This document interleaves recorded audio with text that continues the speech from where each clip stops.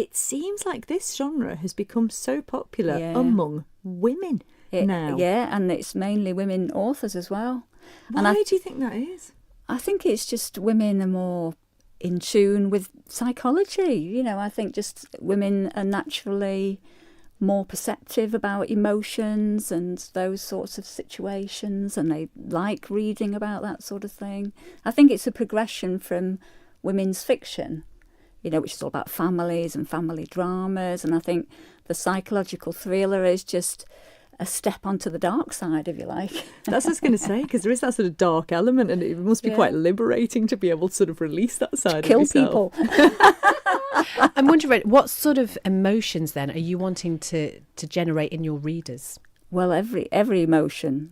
I mean, that really, if you think about the books you've thoroughly enjoyed, you enjoy them because they spark an emotional response in you, whether that's fear or excitement or, oh my God, did that really happen? Or tears. You know, when I'm writing, you know, if a scene's making me cry, I'm thinking, yeah, I've got that. But if it's not doing anything to me, I'm thinking, no, I haven't quite got this right yet. So I think the enjoyment of a book is the emotional journey it takes you on. And do you ever sort of base your characters on anyone? I mean, I know certainly in Love You Gone, one of them's quite a dark character in themselves, but do they ever get based on anyone, or are they completely from fiction? They just create themselves, really. But I think probably... I was speaking to my dad the other day, who's quite a harsh critic, and he's reading them. And I said to him, he said, I read your second one. I said, did you like it? He said, no.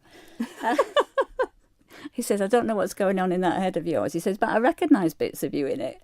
So obviously, you know, there's things that come out in there from your experiences, and you don't even realise that that's what's happening. And it's been likened, hasn't it, to that huge hit Gone Girl. So yes. I mean, I can see why, because it's got all the sort of timeline sort of twists and turns. And yes. Are you happy with that sort of comparison? Well, I'm flattered, because I thought Gone Girl was a fabulous book. Yeah, I really enjoyed that. So, yeah, I was very, very happy with that. And I think from a reader's point of view, there's so many books out there. It really helps a reader to narrow down their choices. If they're thinking, I really enjoyed Gone Girl, this one's going to be like Gone Girl, so I'm more likely to enjoy it. So I think that's why they market it like that, just to help a reader choose books that they're more likely to like. How long has it taken you to write the books so far?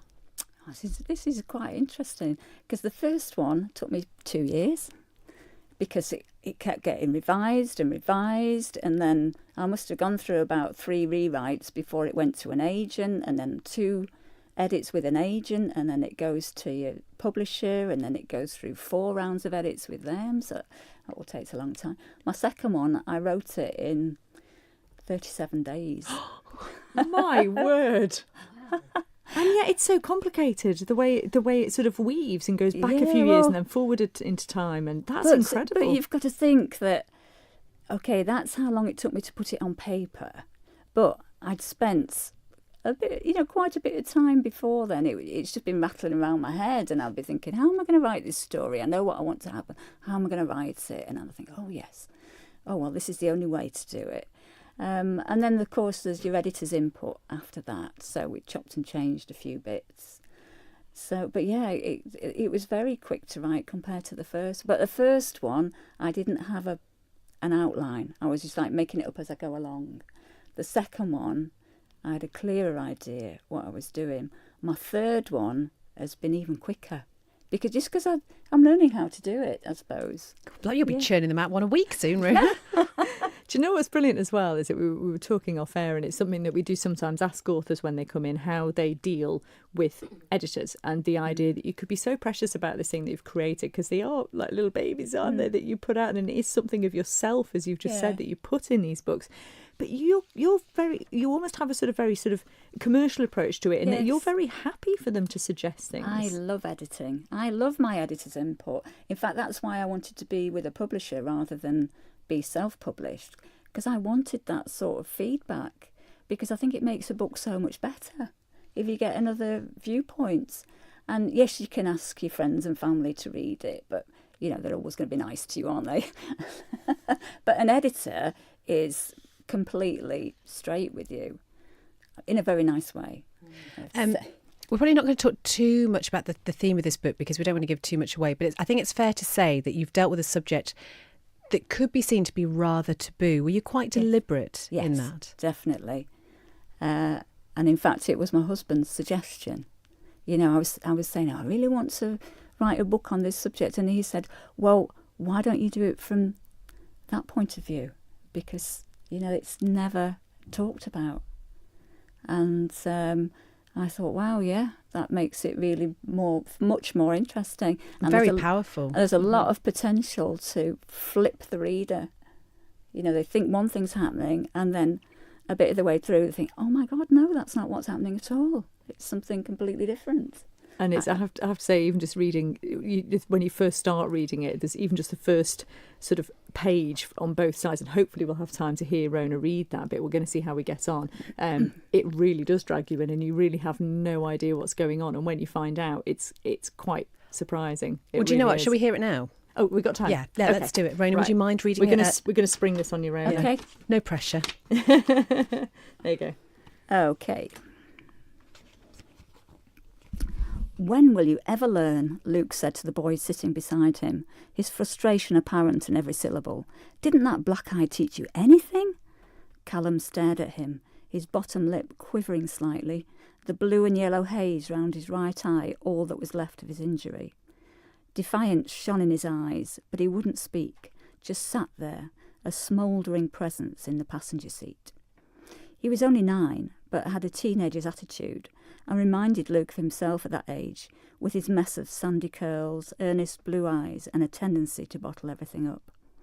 Except Luke's eyes hadn't been masked by fear, and his body hadn't scrunched in on itself like Callum's did, his shoulders pulled up to his ears.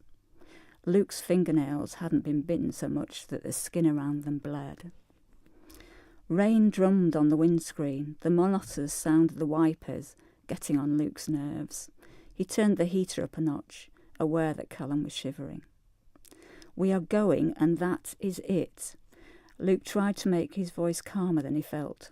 No arguments, okay? Luke sighed. It was all his fault, wasn't it? His fault that his child had started wetting the bed, that he cried himself to sleep, that he hardly spoke to him any more. Wouldn't even look at him most of the time. So much anger in that little heart. So much pain. Wow. Rona, beautifully written. Yeah, it really is.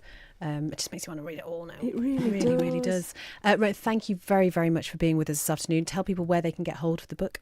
It's online on Amazon, iBooks, Kobo, Google Play and Bridge Bookshops on the island. And of course, when you do find Love You Gone, you can also find Keep You Safe, which was released just a couple of months before. She is extremely prolific, this woman. That one's based on the Isle of Man. There you go. So we need to make sure that you get both of them. Excellent reads.